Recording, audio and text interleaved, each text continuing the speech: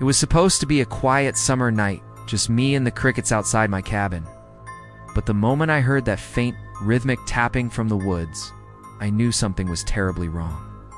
My name's Ethan, and last July, I rented a small cabin in the Adirondacks for a week to unplug. No Wi-Fi, no cell service, just me, a stack of books, and the endless stretch of pines. The cabin was a one-room deal wood stove, creaky floorboards, a single window facing the forest. The nearest town was 20 miles away, and the only road in was a dirt track that wound through the trees. I'd wanted solitude, and I got it. Maybe too much. The first night was fine. The air was warm, thick with the scent of pine and earth. I sat on the porch with a beer, watching fireflies blink in the dark. The forest hummed crickets, frogs, the occasional rustle of leaves, normal sounds, comforting even. I went to bed around midnight, the window cracked open to let in the breeze, and fell asleep to the rhythm of the woods. The next morning, I woke to a strange feeling, like I'd been watched while I slept. The cabin was untouched. No footprints. No signs of anyone, but the air felt heavier, like the forest was holding its breath. I brushed it off as city dweller paranoia and spent the day hiking, exploring the trails that snaked around the property. By dusk, I was back on the porch, another beer in hand, trying to shake that lingering unease. That's when I heard it, faint tapping, like someone rapping their knuckles on wood. It came from the trees, maybe 100 yards out. I froze, straining to listen. Tap, tap, pause, tap, tap. It wasn't random, not like a branch against a trunk. It had a pattern, deliberate, like someone was trying to get my attention. I set the beer down, my heart picking up. The sound stopped, then started again, closer this time. Tap, tap. Pause. Tap, dash, tap, dash, tap. I scanned the tree line, but the forest was a wall of black, the moonlight barely cutting through. "Hello," called, my voice sounding too loud in the quiet. Nothing answered. Just the crickets, fainter now, like they were listening to. I waited, but the tapping didn't come again. I told myself it was an animal, a woodpecker maybe, or a squirrel messing with a hollow log, but it didn't feel right. I locked the door that night, something I hadn't bothered with the night before, and kept the window shut despite the heat. The next day I couldn't shake the memory of that sound. I hiked out to where I thought it came from, a dense patch of pines about a quarter mile from the cabin. The forest was silent. No birds, no wind, just my boots crunching on pine needles.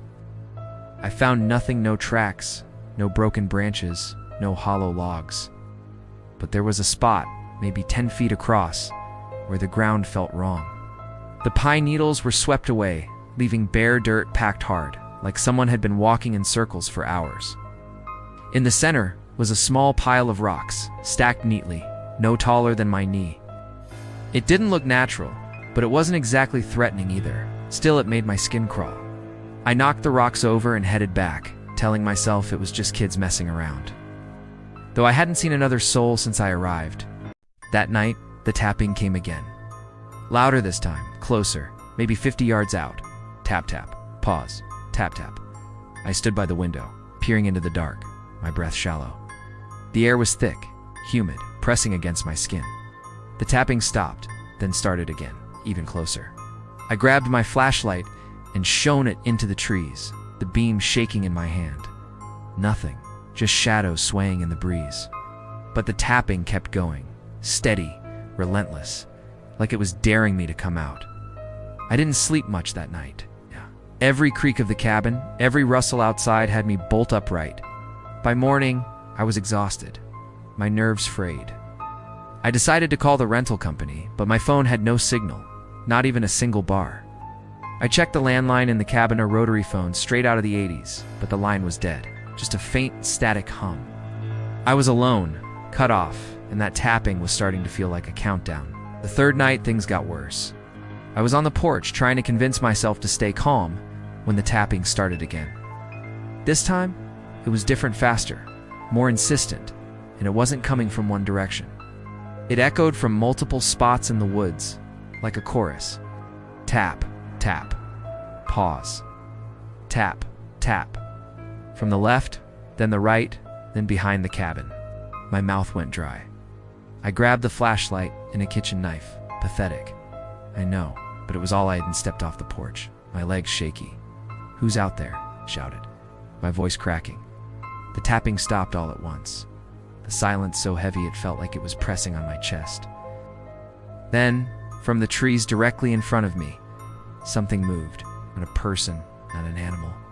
Just a shape low to the ground, darting between the pines. It was too fast, too fluid, like it didn't belong to anything solid. My flashlight caught a glimpse of something pale, but it was gone before I could focus. The tapping started again, slower now, mocking like it knew I'd seen it. I stumbled back to the cabin, locked the door, and shoved the table against it. My hands were trembling so badly I could barely hold the knife. The tapping didn't stop, circled the cabin, sometimes faint. Sometimes so loud it sounded like it was right outside the walls. Tap, tap. Pause. Tap, tap, tap. I sat on the floor, back against the stove, listening as the sound moved closer, then farther, then closer again. At one point, it came from the roof, a sharp, deliberate rap, like knuckles on wood. I didn't dare look up. Around 2 a.m., the tapping stopped. The silence was worse. I waited, every muscle tensed, expecting it to start again.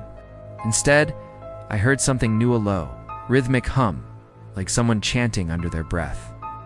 It was faint, barely audible, but it was coming from inside the cabin. My stomach dropped. I swept the flashlight around the room, but it was empty. Just the bed, the stove, the table against the door. The humming grew louder, clearer, forming words I couldn't understand, like a language I'd never heard. It was coming from the corner, near the window. I forced myself to stand, my legs like jelly, and aimed the flashlight at the spot.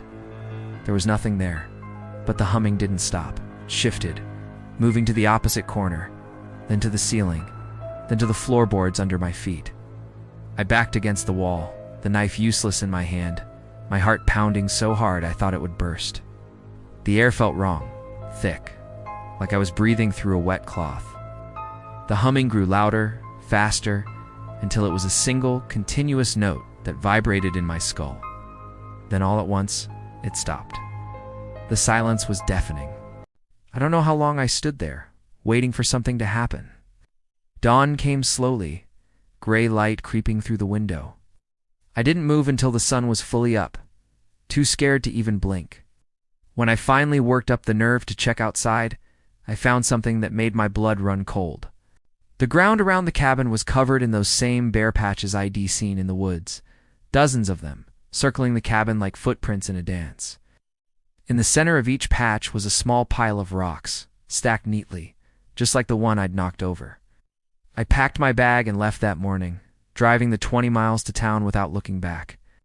I didn't call the rental company. I didn't tell anyone what happened, not at first. But a few weeks later, I looked up the cabin online, trying to make sense of it. There wasn't much a listing, some reviews, all normal, except for one, buried in the comments section of a local forum. A hiker years ago mentioned staying in a cabin in those woods. He'd heard tapping too and seen shapes moving in the trees. He didn't stay long enough to find out what they wanted. At the end of his post, he wrote something that still keeps me up at night. The locals say those woods Dante belong to us. They say something else claims them, and it doesn't like visitors. I haven't gone back. I don't think I ever will. But sometimes when it's quiet, I swear I hear that tapping again, faint, rhythmic, waiting for me to answer.